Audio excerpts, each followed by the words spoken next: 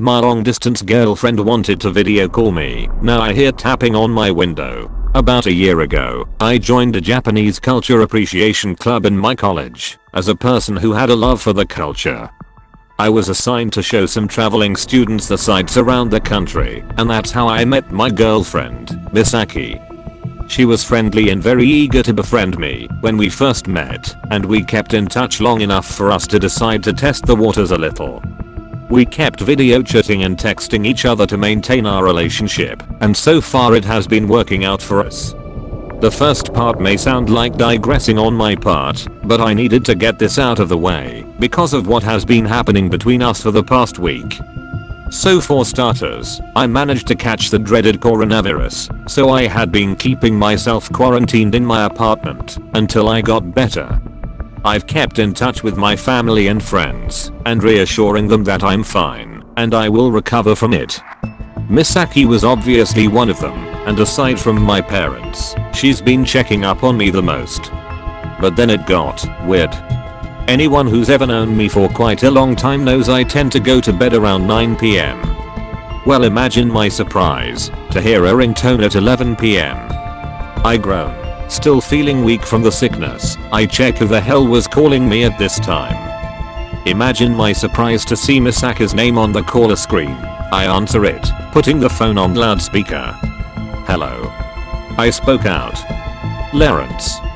She called out in a heavily accented voice. Hi. Misa-chan, why are you calling me at this time? I asked, a bit annoyed, but I did not want to shun her immediately.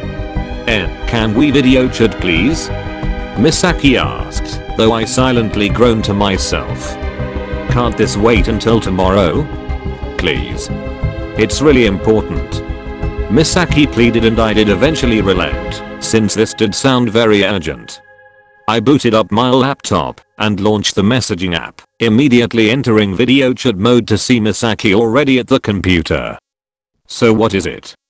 I yawned as she seemed rather pensive about something. I want to teach you to make an afuda.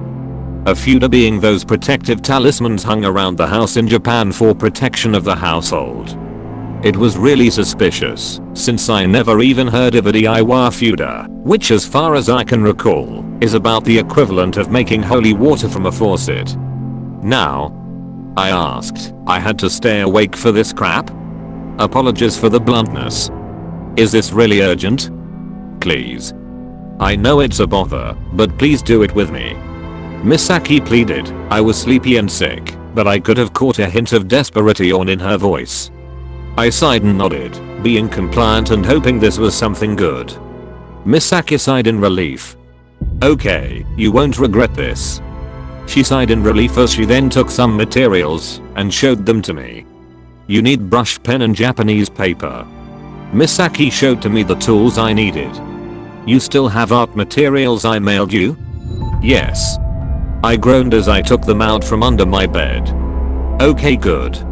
Now I want you to choose from any of these afuda and write their character down on your piece of paper. She instructed, though she seemed to be in a bit of a rush. It was only 11:30 PM, so I wasn't sure what the hurry was. If you're in a hurry we could No. It's fine. Just pick one. Misaki said, irritated, though she really wasn't in any place to be irritated, since she woke me up for this. But I chose one and showed it to her. Okay, good. Now copy the characters onto your paper.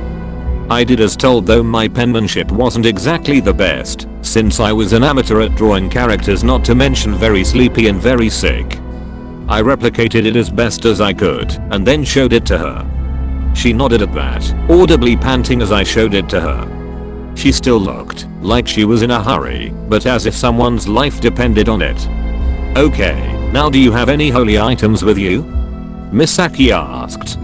I have some holy water and salt, I think. I yawned. It was 11:45. Oh, okay. Sprinkle them onto your paper and say a short prayer. Are you sure? It's not Japanese, just do it please. Misaki begged me again as I relented yet again. taking the water and the salt from the altar and then sprinkling them over my crudely made Affuda, muttering a Hail Mary and a Glory be. Not that I really believed in those, but those were the only prayers I knew. I wasn't sure what all this was for anyway, but if it made her happy, then I could keep this up a bit longer. Okay, I'm done. Hang it on your window.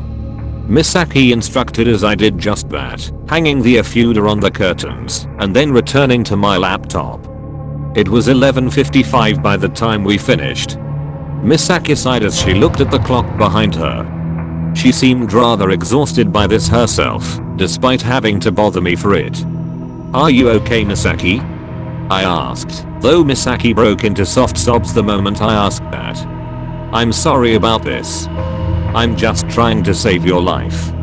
Misaki broke down, though I still failed to understand what she meant. There wasn't much time to explain to you, but please server video freezes and gets cut off. I look at the clock, 12 AM. I assume it was just an internet failure, since you never could trust these companies anyway. I close my laptop and immediately go to bed. Though as soon as I close my eyes, I can hear a soft tapping on my window. I ignored it for a short period of time, but the incessant tapping kept me from fully falling asleep despite my condition. I sat up from the bed, unable to sleep with that tapping on my window. I glanced at my poorly made Affuda to see that the bottom portion of the paper was slowly turning black.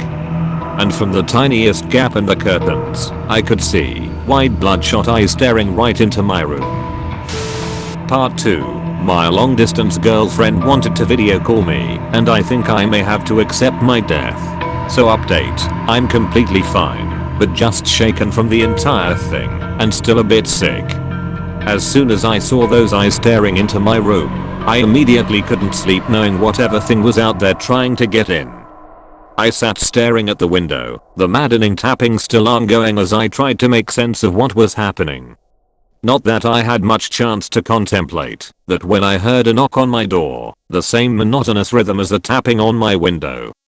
Something clearly was pulling all the stops to try and get to me.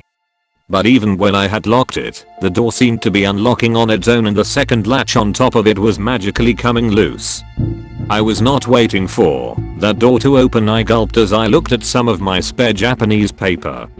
I barricaded the door with my table and got to work on another Affuda. My hand shaking, I barely come up with one as I saw the door begin to open.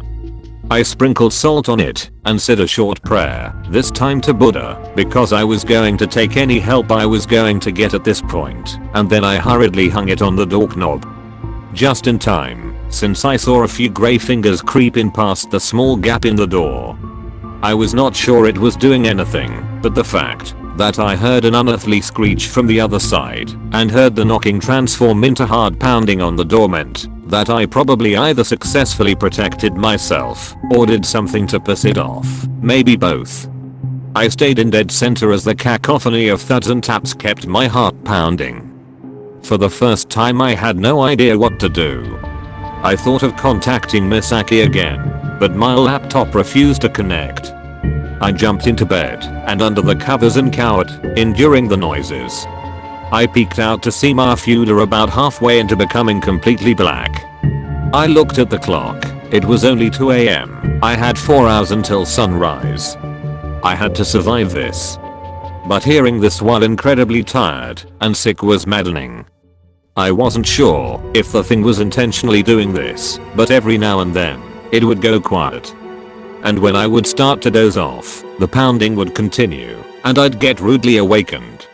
I looked at my Affuda, which was almost completely consumed in blackness. It was 5 AM, and I saw the orange in the horizon. The things outside screeched loudly as the nightmare was almost over.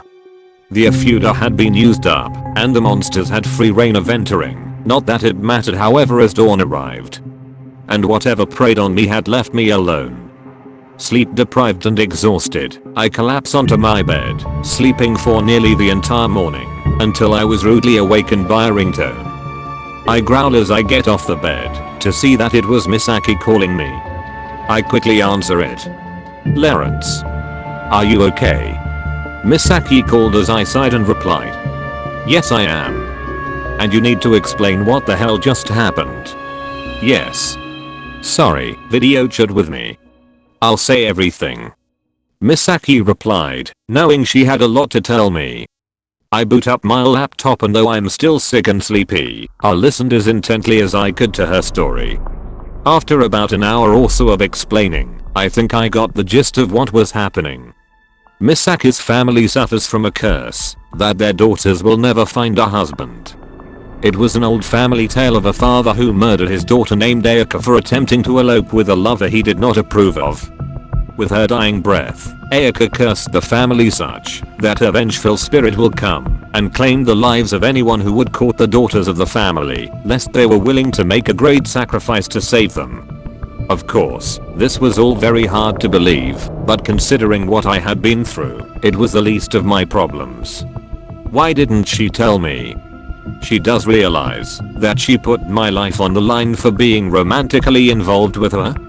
A flurry of questions raced through my mind as I felt dread and anger at this situation. I had been tempted to bring it all out on her, but I tried my best to keep calm and let her explain things first. Why didn't you tell me this? I asked Misaki, who was sniffling and sobbing from the other side. I was selfish. When you proposed that we be more than friends, I thought of telling you, but I also wanted to know what it felt like to have someone care for me as much as you did. Misaki choked up as I could tell that the guilt of condemning me to this fate was overwhelming her. I never believed in this curse until I received a fortune yesterday that you would die tonight. So I did what I could to help ward the spirit. But I've been only delaying the inevitable. I'll let her cry it all out as I still felt betrayed and angered by what she'd done. At this point, any wise boyfriend would have cut ties and hopefully escape from the spirit's wrath. I was so angry at this, at being lied to, and her withholding the fact that I was going to die, merely because I wanted to be more involved in her life. But for all the irritation and fear I felt, I couldn't muster up the anger against her. Despite the desperation I felt, compassion ruled in my heart. I didn't know what it was like to have to condemn someone I loved to be taken by a vengeful spirit, or be forced to become lonely for most of my life out of fear that whoever I loved would die. Regardless, I still resented being lied to as I adjusted myself in my seat. I have to go, I said abruptly. I didn't hate her, nor did I resent her, but I didn't want to see her at the moment. No, wait. Misaki clutched the screen from the other side, knowing full well what I was going to do. Don't leave. I'm sorry, Misaki, but I need some time alone, I said before exploding into a fit of coughs. See you. Lol, the video gets cut off. I didn't even feel like eating, not that it mattered anyway. Any more attempts to ward off this curse would just end with more stressfully sleepless nights and endless noises. If I was going out on my own terms. I wait until night and take down all holy symbols from the openings. I opened the windows to give whatever was coming in an easy entrance, and I would be sitting right in front of it to accept my timely death. In that span of time, I received endless calls and texts from Misaki, who said a flurry of things from "I'm sorry" to "I can fix this." I didn't want to listen to her now. She brought this upon me, and I was going to take it as graciously as I could. Before midnight approached, I sent a goodbye text to all my loved ones, vague enough that it could be interpreted as a goodnight text, but can suffice as my last words as well. As I scrolled through my messages, I hit Misaki, who I didn't even think about texting during this span of time. I still felt hurt and betrayed from before, but it felt wrong to not send one to her, especially when I still felt something for her. So I decided to make a voicemail just for her. Misaki, you lied to me and condemned me to death. I should be furious, yet I can't find it in me to be angry at you. Funny how love works. Well, one positive thing that I could get out of this is the fact that if this ghost is really after me, and that means you did love me. And even if you lied to me and have been acting selfish this whole time, it still makes me happy to know that it was true. I end the voicemail and send it. If I was going to wake up tomorrow, I'd probably think it was cringy as shit, but may as well do things without regrets before I die. I wait until midnight, sitting in front of the window in deep contemplative silence. As soon as the clock struck 12, I could see a hand crawling in through the window, and then the head of the lady, and then her entire grossly disfigured body come into my room.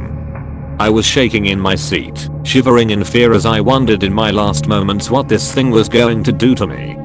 Instead, however, she extends a hand and opens it, showing a glowing blue flower that extended from her hand. It looked a bit like a forget-me-not. I raised a shaking hand and took the flower from the disfigured spirit, who simply whispered, "Someone holds much love for you." The spirit announced in a raspy voice before crawling backwards and disappearing into the night as I sat there, dumbfounded at what happened and wondering what it exactly meant for me. And for Misaki,